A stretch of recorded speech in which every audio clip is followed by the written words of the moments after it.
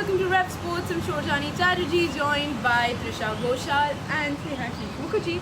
And right now we're standing right outside the House of Tail Motor Cafe. We just finished 3 cups of coffee, so we are very high on energy right now. Yeah, but today we are here to talk about the Associate Nations. So we all know that the Asia Cup is beginning very soon. And if I talk about the Associate Nations, we have Indonesia, we have Hong Kong, China, we have UAE, and then we also have Thailand. So these 4 associate nations. Now, definitely you all might wonder, we are here to discuss about the teams. We'll do that before the match begins. We'll definitely do that in our post and our pre-show. But today we are here to discuss about the larger picture.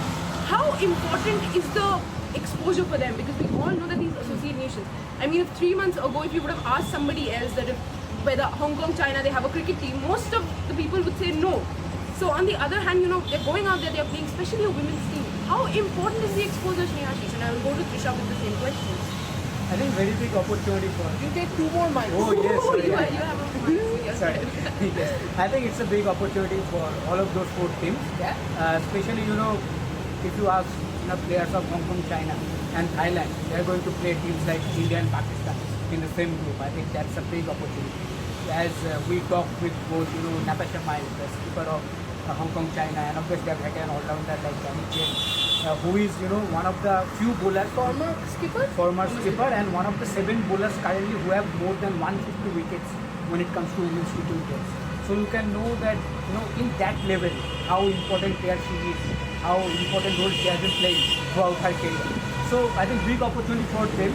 And if you ask me, you know, UAE has improving a lot, especially since the 2024 T20 World Cup that happened in Dubai. Yes. I think that has worked for them massively. And if you see now, their under-19 team have qualified They for were quite yes, impressive in the last Asia Cup. Asia Cup, and also the emerging Rising Asia Cup Stars. Rising Star tournament where they defeated India. We defeated them. We got They defeated. defeated, Yes, they defeated India.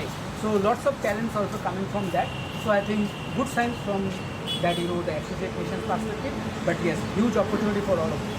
But you also have to see the bigger picture, I think, you know, because now cricket will be taken much more seriously in the Associate Nations, because cricket no more is just about World Cups and ICC tournaments. It is about an Olympic medal. And the moment that changes, I remember having had this conversation with a legend of the game, that, you know, the moment the Olympic picture comes in, a team like, say, China, you know, we know that there are a lot of rules and restrictions in the country about how they have to approach Olympics, how they have to win medals. And now add to it, cricket is no more just a sport that way. You know, it is one Olympic medal at stake, and suddenly everything changes. So when it comes to Hong Kong, China, Thailand, UAE, I think for all of them, suddenly the quotient comes up, you know. The urge to do much better, the urge to have a better team. And the biggest example is Hong Kong, China has Mamta Marvin as their coach. And for people who do not know much about Mamta Marvin, I think one of a former captain, I'm sure, he was a former captain, a very, very, a trailblazer. She was with the China team, the China cricket team, for quite a long time. And now she's with the Hong Kong China team. And now this Asia Cup qualification. Now the Asia Cup qualification, and she has so much more to offer. So when people say that, you know, India does not have enough women coach, we have not used Mamta Marvin at all. Much like we are not using a lot of other women coaches. But yeah, I mean, I think if you have to center back, the point still remains that with 2028 LA Olympics, suddenly all the equation is, and every other team, mostly other than us, has a vision for 2028.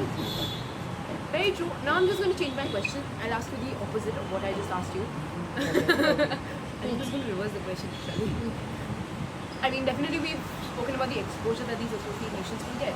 But then again, you know, when you have teams like Bangladesh, Pakistan and India, how will playing against these associate nations help them in return? See, You I already have a mic. Oh, sorry. See, I think. Give him 2 more.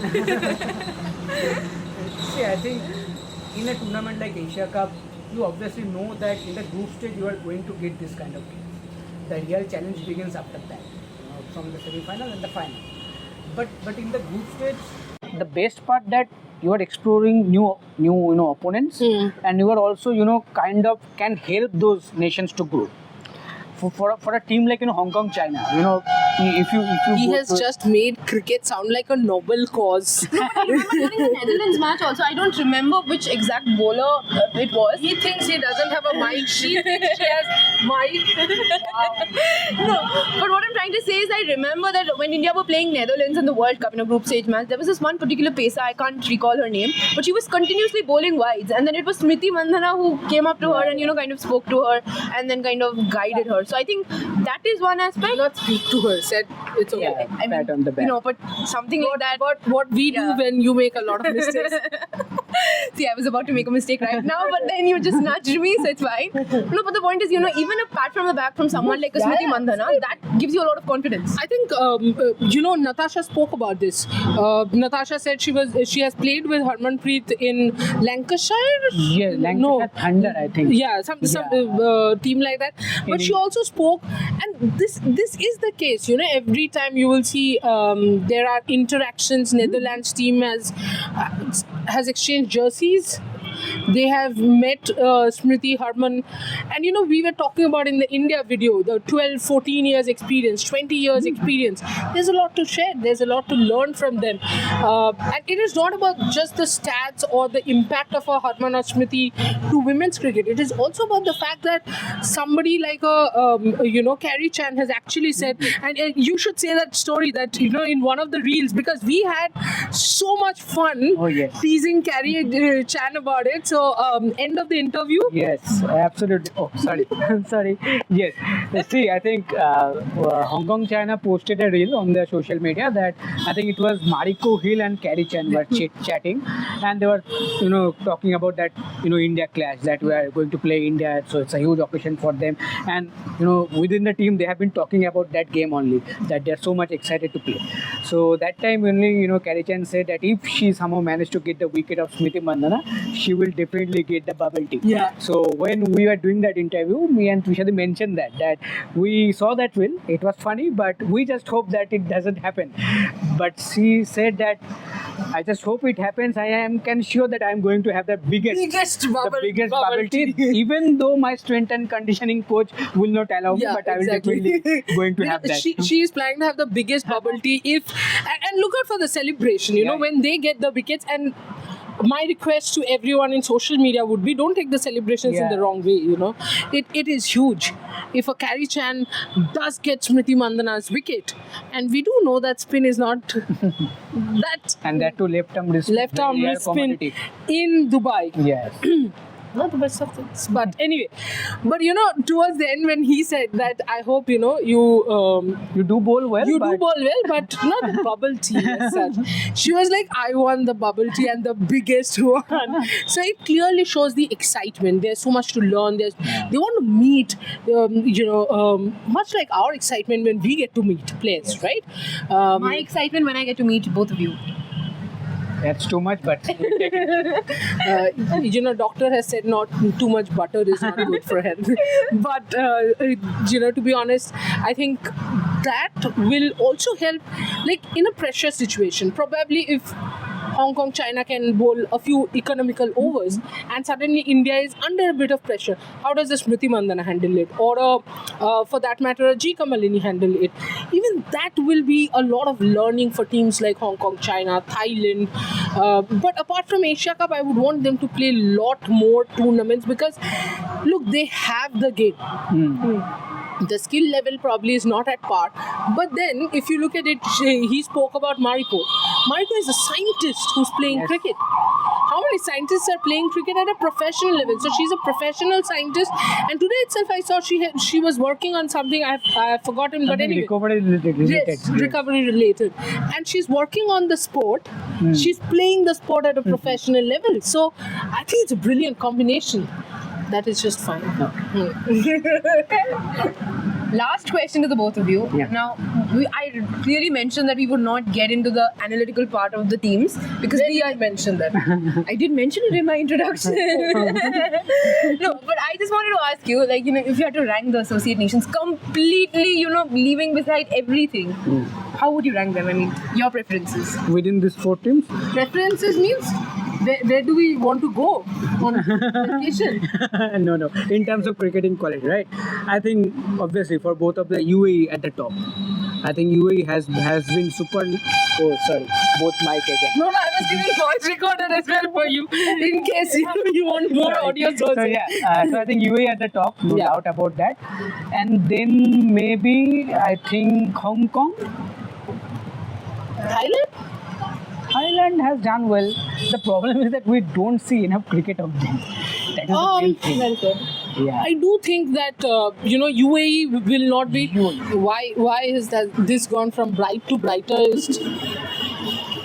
Sorry. After some rain, now it's too much bright. Now it's way too bright.